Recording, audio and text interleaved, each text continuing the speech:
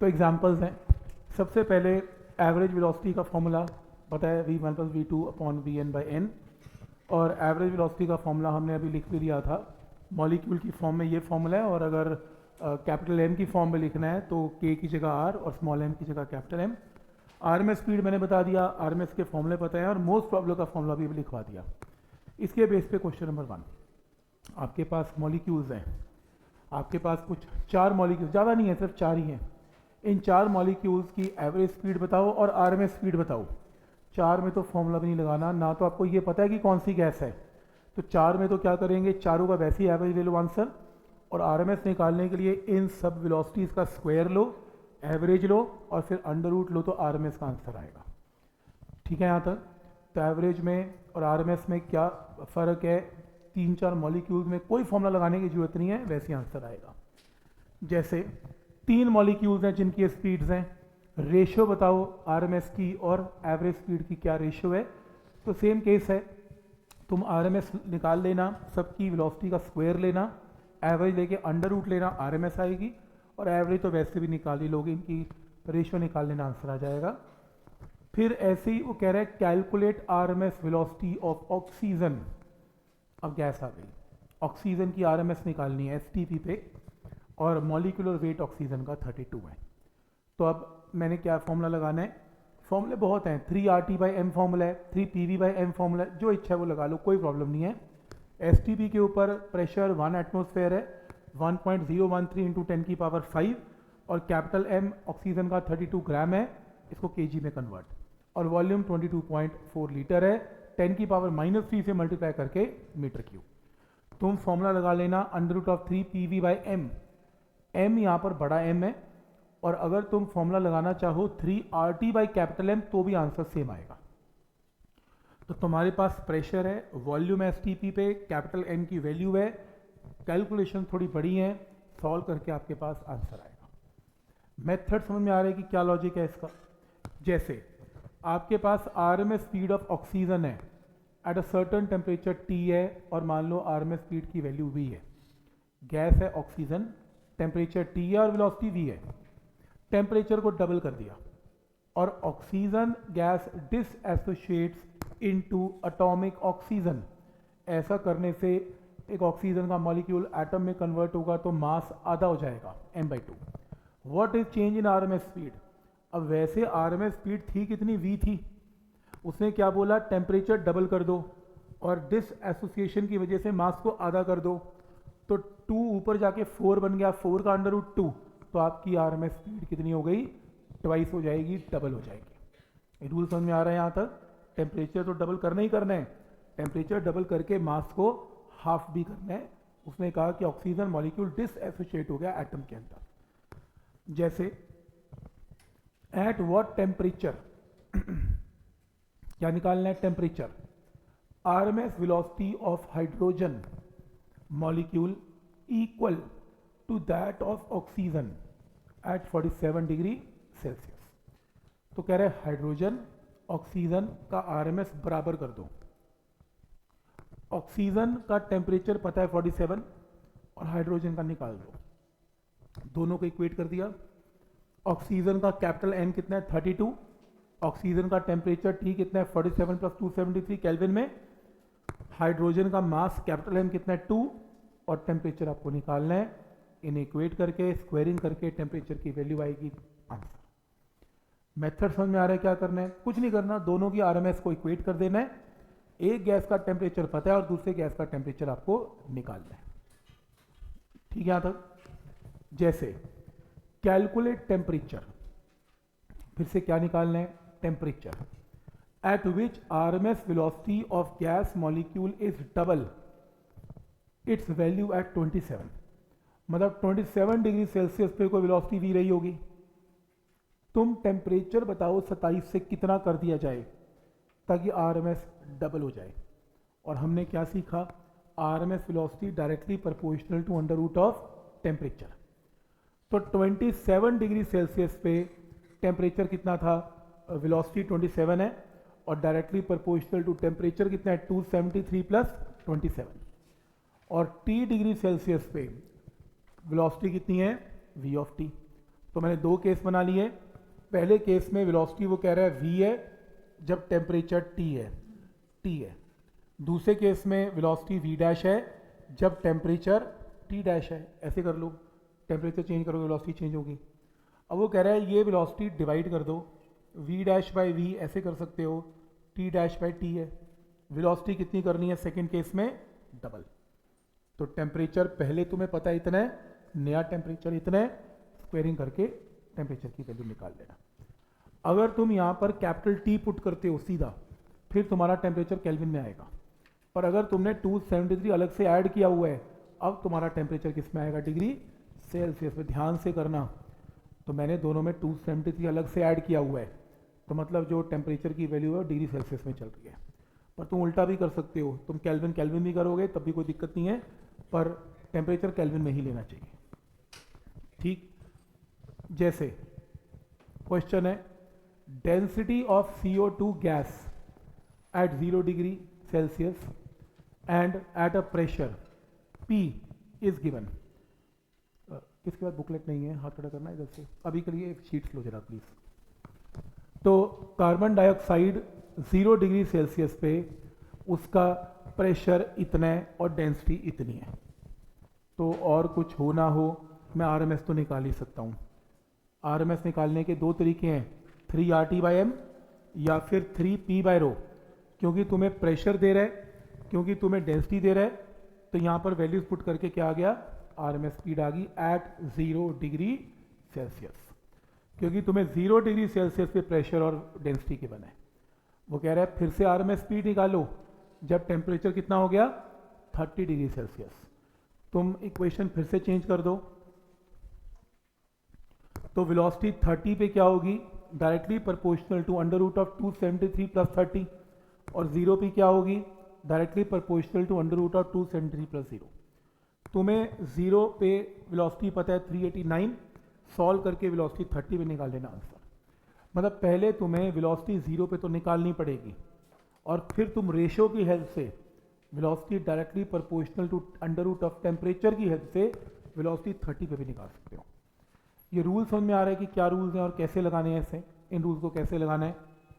जैसे ये हमने किया हुआ है, एवरेज प्रेशर हमने किया हुआ है, मैंने ये बता दिया पर मॉलिक्यूल में काइनेटिक एनर्जी पर मॉलिक्यूल जो होती है उसका फॉर्मूला 3/2 kT होता है। और पर मॉलिक्यूल में काइनेटिक को कैसे रिप्रेजेंट करते हैं? हाफ छोटा m इंटू वी स्क्वायर। पर मोल में क्या करना है? हाफ बड़ा m इंटू वी स्क्वायर, लेकिन फॉर्मूला क्या चेंज होएगा? 3/2 RT। इसके बेस पे पहला क्वेश्चन है calculate kinetic energy of 1 mole of argon. 1 molecule है कि मोल है? फॉर्मूला कौन सा यूज करेंगे? 3/2 RT। देखो मॉलिक्यूल है 3/2 kT, मोल है तो 3/2 RT। तो 3/2 RT मोल है, 3/2 RT given Boltzmann constant given है, टेम्परेचर गिवन है, एवोगैड्रोस नंबर गिवन है। क्योंकि तुम्हें टेम्परेचर पता है और तुम 3/2 RT निकालना चाहते हो, वैसे तो डायरेक्ट भी लगा सकते हो, R और T की वैल्यू तुम्हें दोनों पता है, पर नहीं करना तो कोई बात नहीं। Avogadro's number into Boltzmann constant क्या होता है? R होता है। तुम्हें बोल्ट्जमैन कांस्टेंट पता है, तुम्हें n पता है और तुम्हें टेम्परेचर भी पता है, तो टेम्परेचर की वैल्यू पुट करके यहाँ से काइनेटिक एनर्जी आ जाएगी 1 मोल की। तो समझ में आ रहा है यहाँ तक? मेन फॉर्मूला कौन सा लगेगा इसमें, ये ध्यान से देख लेना है। जैसे एट व्हाट टेम्परेचर, क्या निकालना है? Temperature. The average velocity of oxygen molecule, इसकी वेलोसिटी कह रहा है ऑक्सीजन के मोल की नहीं, मॉलिक्यूल की। Be sufficient so as to escape from earth. अब एक बात बताओ, अर्थ से एस्केप करने के लिए मॉलिक्यूल के पास कौन सी वेलोसिटी होनी चाहिए? Escape velocity. अब मॉलिक्यूल की वेलोसिटी जो है वो आपको पता है क्या होती है? 1/2 mv²। तुम्हें वेलोसिटी कितनी देनी है? एस्केप, क्योंकि तुम्हें क्वेश्चन में मेंशन्ड है कि एस्केप करवाना है। और एक मॉलिक्यूल की एनर्जी होती क्या है? 3/2 kT। मॉलिक्यूल की बात हो रही है, m is mass of 1 molecule, 3/2 kT half mv², where v is known as velocity of escape. तुम्हें टेम्परेचर निकालना है, कितना टेम्परेचर हो कि मॉलिक्यूल एस्केप कर जाए। तुम्हारे पास मास ऑफ एक मॉलिक्यूल की वैल्यू गिवन है ये रही, तुम्हारे पास मास पता है, एस्केप वेलोसिटी 11 इंटू 10 की पावर 3 मीटर पर सेकेंड, बोल्ट्जमैन कांस्टेंट तुम्हें पता है, सॉल्व करके टेम्परेचर की वैल्यू आएगी। पॉइंट समझ में आ रहा है यहाँ तक कि क्या रूल है इसमें? ठीक, जैसे vessel A contains hydrogen, vessel A जो है उसमें हाइड्रोजन पड़ी हुई है, एंड अनदर वेसल बी जिसका वॉल्यूम ट्वाइस है तो बी का वॉल्यूम ट्वाइस है दैट ऑफ ए, गैस पड़ी हुई है एट सेम टेम्परेचर, टेम्परेचर दोनों का सेम है। Compare average kinetic energy of hydrogen and oxygen molecule, molecule word है तो बोलो मॉलिक्यूल की एनर्जी क्या होती है? 3/2 kT, मॉलिक्यूल की 3/2 kT। अब इसमें गैस को अगर तुमने चेंज भी कर दिया, बोल्ट्जमैन कांस्टेंट तो चेंज होगा नहीं, टेम्परेचर दोनों गैसेस का सेम है, तो एवरेज काइनेटिक एनर्जी की दोनों मॉलिक्यूल की रेशियो क्या आएगी? 1:1। तो एक शॉर्टकट है, अगर तुमने टेम्परेचर चेंज नहीं किया और तुम कोई मर्जी गैस ले लो, हर गैस के एक मॉलिक्यूल की काइनेटिक एनर्जी सेम रहेगी, क्योंकि हर मॉलिक्यूल की एनर्जी का फॉर्मूला 3/2 kT होता है। तो गैस की नेचर यहाँ पर मैटर नहीं करती। क्या ये पॉइंट समझ में आ रहा है यहाँ तक?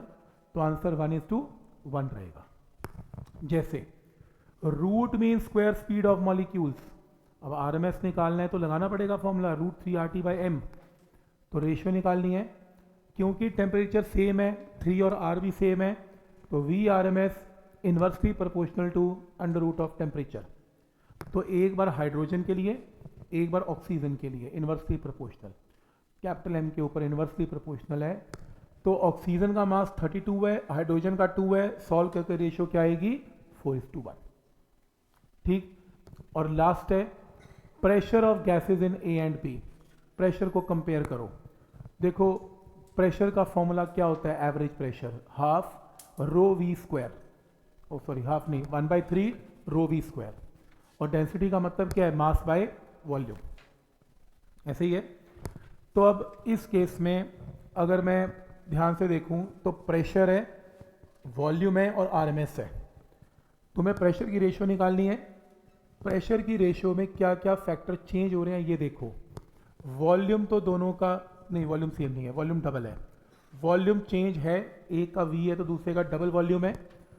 मास चेंज नहीं है क्योंकि मास तो उतना ही है गैस का, आरएमएस चेंज है। तो मैं एक बार ये जो रूल है किसके लिए लगाऊंगा? मैं एक बार हाइड्रोजन के लिए लगाऊंगा। Hydrogen, hydrogen volume, hydrogen RMS hydrogen. एक बार ऑक्सीजन के लिए लगाऊंगा और दोनों को डिवाइड करूंगा।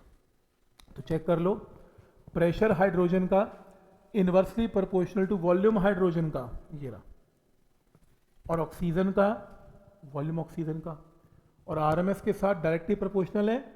देखो hydrogen hydrogen square, oxygen oxygen square, तो वेलोसिटी की रेशियो का स्क्वायर डायरेक्टली प्रोपोर्शनल है। तो तुम्हें वॉल्यूम तो पता ही है, ऑक्सीजन का डबल है, तो ये रेशियो तो 2 पता है, और आरएमएस की रेशियो तो आप ऑलरेडी ऊपर निकाल चुके हैं। ये देखो कितनी, 4:1। 4:1 का स्क्वायर 16:1, आंसर क्या आएगा? 32:1। मतलब इंपॉर्टेंट ये नहीं है कि तुमने वो रेशियो निकाल दी, इंपॉर्टेंट ये है कि तुम्हें ये पता होना चाहिए कि किन किन फैक्टर्स पे प्रेशर डिपेंड करेगा, वॉल्यूम पे करेगा और आरएमएस पे करेगा। क्या ये पॉइंट क्लियर है यहाँ तक कि कैसे करना है? मैं आपको शीट दूंगा करने के लिए, घर से आप इसकी शीट करके आओगे, आप अपने हाथ से ट्राई करोगे, आपको ज़्यादा एक्सपीरियंस समझ में आएगा। ठीक, जैसे ये क्वेश्चन है ये क्वेश्चन है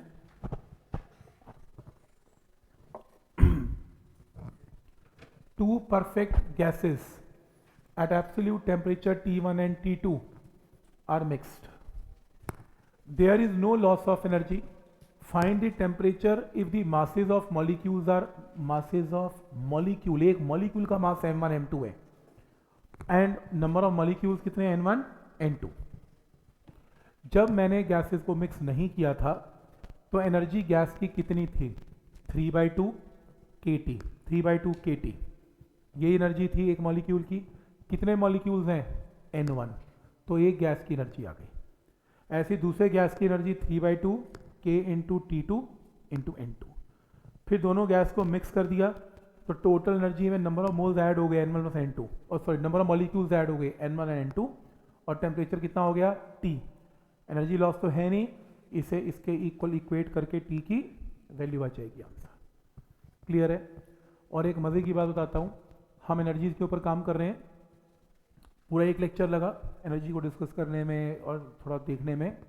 एक लॉ आएगा अगले लेक्चर में, law of equi partition energy, पूरे 1 घंटे का काम सिर्फ 1 मिनट में कर देगा। एक ऐसा फॉर्मूला देगा, तुम दुनिया की किसी गैस की एनर्जी 1 मिनट में निकाल सकते हो बिना केटीजी को स्टडी किए। पर मैं सीधा नहीं बता सकता, चैप्टर तो कराना ही पड़ेगा, ठीक है? तो वो एक लॉ आएगा, उस लॉ को बोलते हैं law of equi partition energy. कमाल का लॉ है, मतलब ये फिजिक्स में तो फिजिक्स तुम केमिस्ट्री के अंदर नहीं लगा पाओगे, और सीवी तो 1 सेकंड में सॉल्व करता जाएगा। अगला लेक्चर बहुत इंपॉर्टेंट है, क्योंकि अगले लेक्चर के अंदर ये सारी चीज़ें डिस्कस होनी है। अभी इसके न्यूमेरिकल्स को ही कंटिन्यू कर रहे हैं, और न्यूमेरिकल में आपको एक शीट मिली है, जरा ओपन करें प्लीज, सब्जेक्टिव शीट।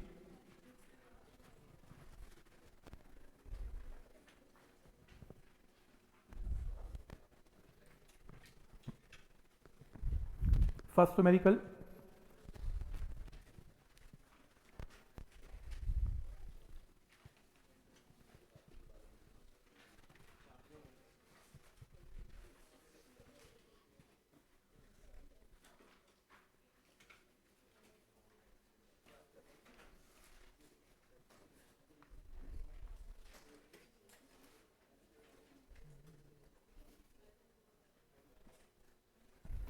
क्वेश्चन है calculate RMS velocity of air molecule.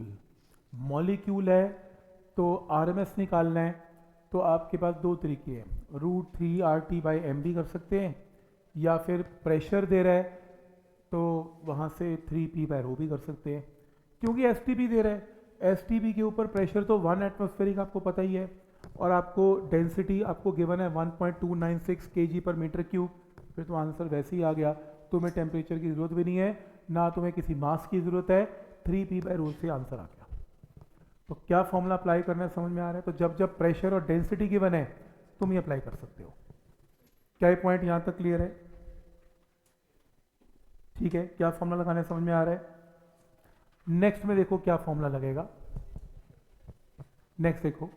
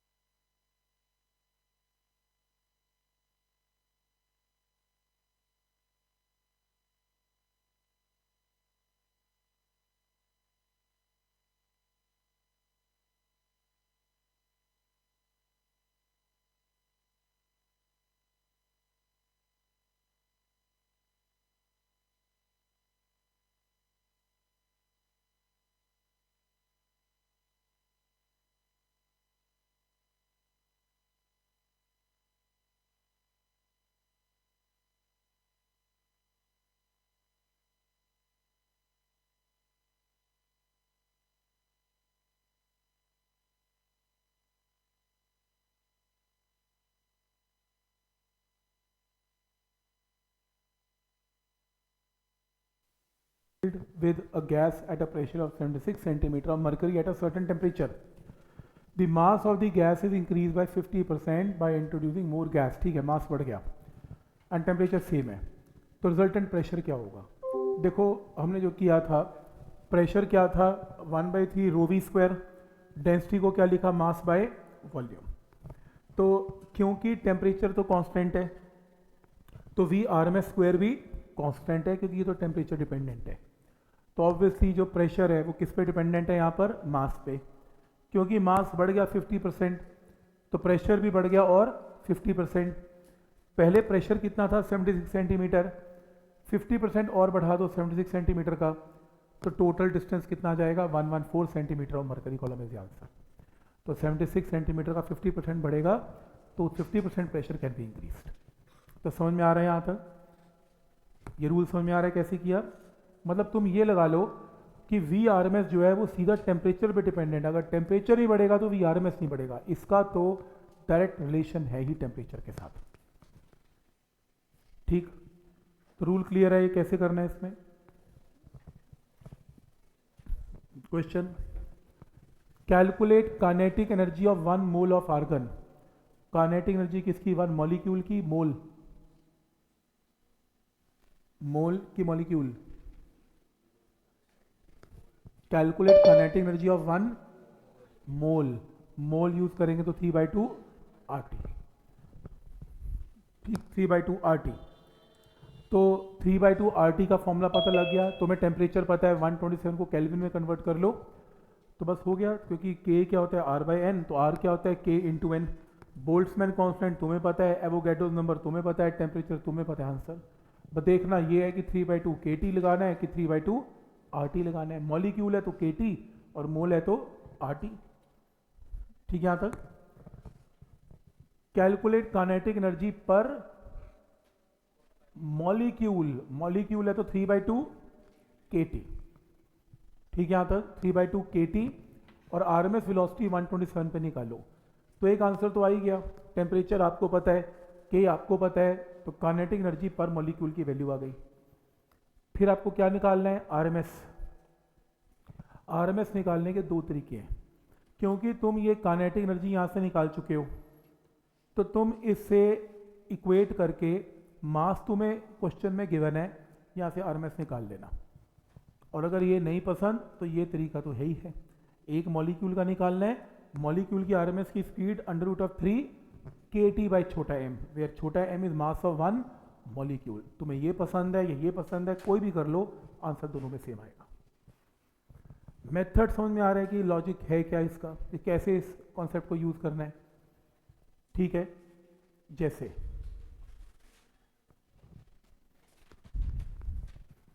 Question है, calculate number of molecules in 2 × 10⁻⁻6 metre cube of perfect gas at 27 degree Celsius. Temperature पता है, वॉल्यूम पता है, एंड प्रेशर भी पता है।